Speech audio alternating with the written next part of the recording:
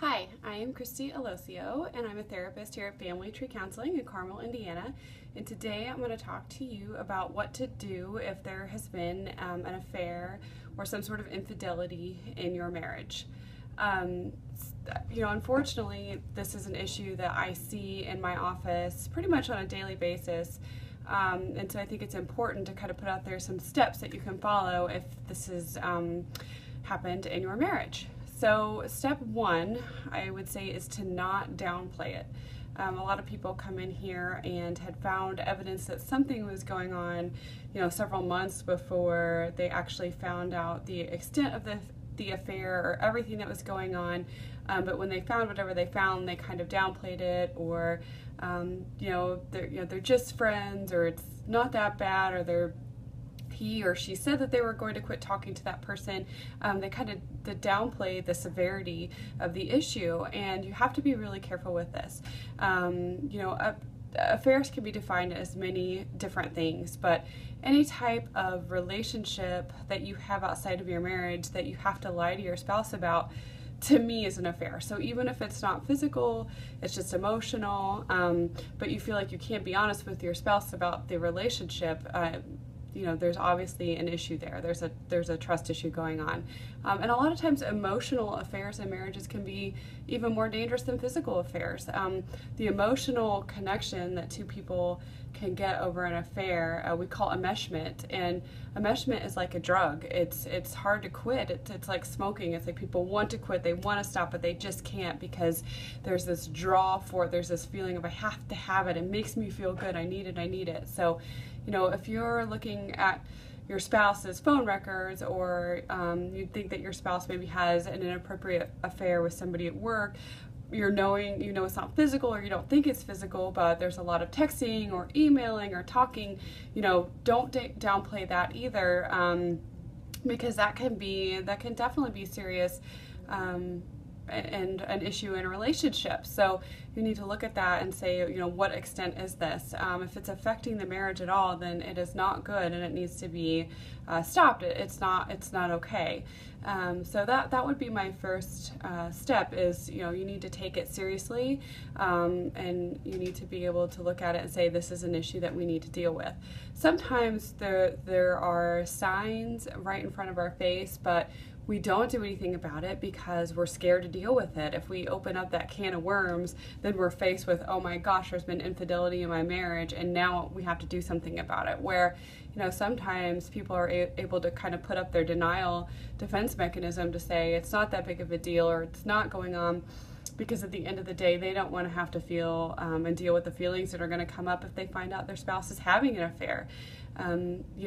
Sometimes people don't trust their gut instincts very well. They'll come in here and they're like, their gut instincts have been saying that there's something wrong, but they kind of push it down and squash it. No, there's nothing going on. Because again, at the end of the day, if you face the facts, and you actually have to deal with the fact that your spouse is having an affair, and that's a big issue to deal with. So, don't downplay it and don't deny it. Really look at your marriage with your eyes open, and if it's going on, it's something that has to be dealt with.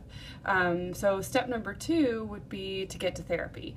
A lot of people feel like this is an issue that they can deal with on their own. They don't want to air the dirty laundry. They don't want to have to come and spill all this to a stranger. But a lot of people think that they can deal with an affair in their marriage, and they feel like they're getting through, but they're just really stuffing a lot of stuff. And then 3-4 years later, they still harbor resentment about it. They still have feelings about it. 10 years later, it's still a big issue in their marriage, and you have to be careful with that. Like, resolve the issue now. Fix it now. Don't wait until 4 years have gone by, 5 years have gone by, and all of a sudden, I'm still having issues over this affair. I still haven't forgiven the other person.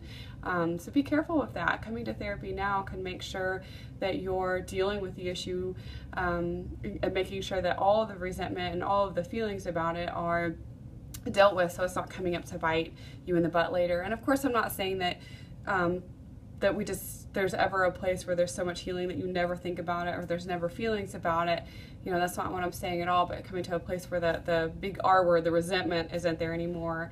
That is really important in a marriage, to make sure that we deal with the resentment that comes with somebody having an affair.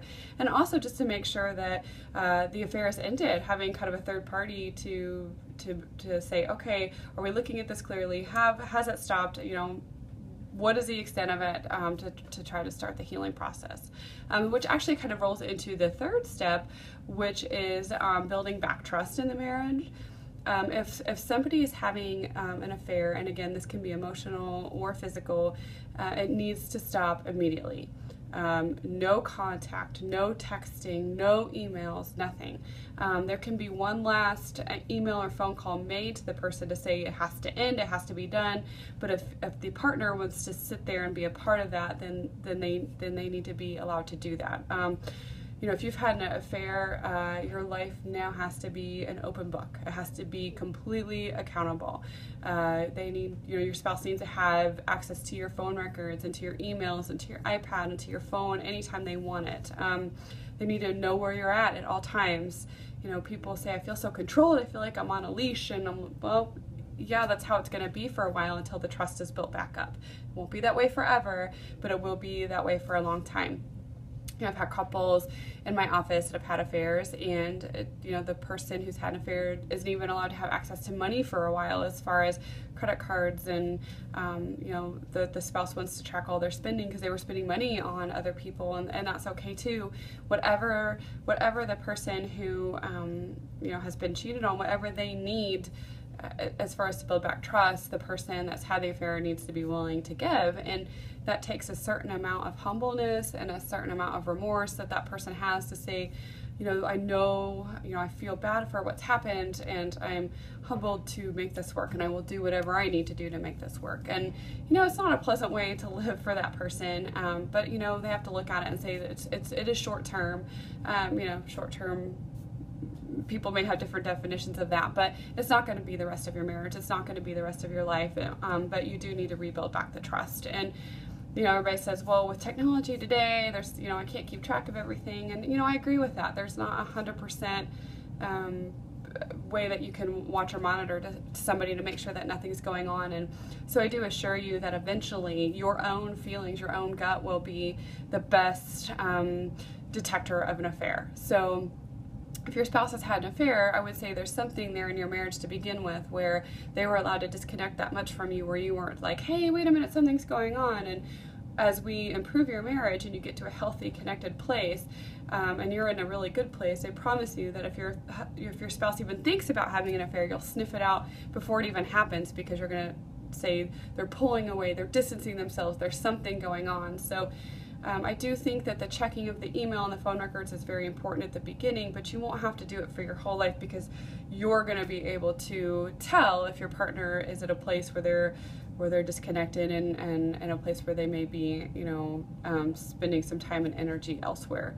So the fourth step then would be to work on the resentment over the affair.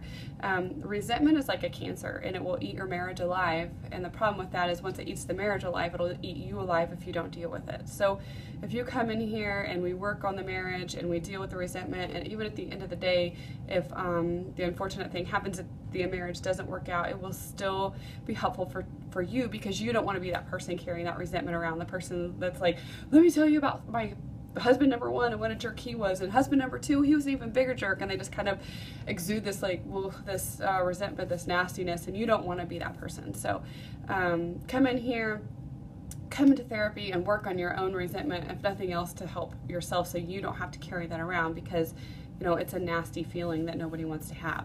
So in dealing with the resentment, it's never about looking and saying this affair is your fault, but it's looking and saying, what were the dynamics in the marriage that allowed this to happen? There had to have been some form of disconnect for you not to say there's something wrong here, or maybe you did see that there was something wrong, but you couldn't see anything. You couldn't say, hey, this isn't okay and we need to work on this. And there's lots of dynamics that we need to figure out as to what created an environment that an affair happened. Also, why did you marry somebody that had an affair on you? Where are your own abandonment issues, and how do you deal with your own abandonment issues that have been poked through the affair. We need to look at that, work on that, and the person that had the affair, what made you feel like you needed attention and love outside of your marriage? Why were you not able to confront your spouse and say, I'm not getting what I need, or I'm unhappy, or things are not okay? Or why do you need that drug? Why do you need the drug of another person? So on each side, there are plenty of issues that we need to look at and figure out how we can make each person healthier, so that the affair, that we won't have to deal with that in the future in your marriage. Which kind of leads to the fifth step, which is, people always think this is a little strange when I say it, but marriages tend to be a lot happier after people come into therapy after something like a crisis, like an affair and addiction has happened. Unfortunately, sometimes it takes a big crisis for people to look at their marriage and say it could be better.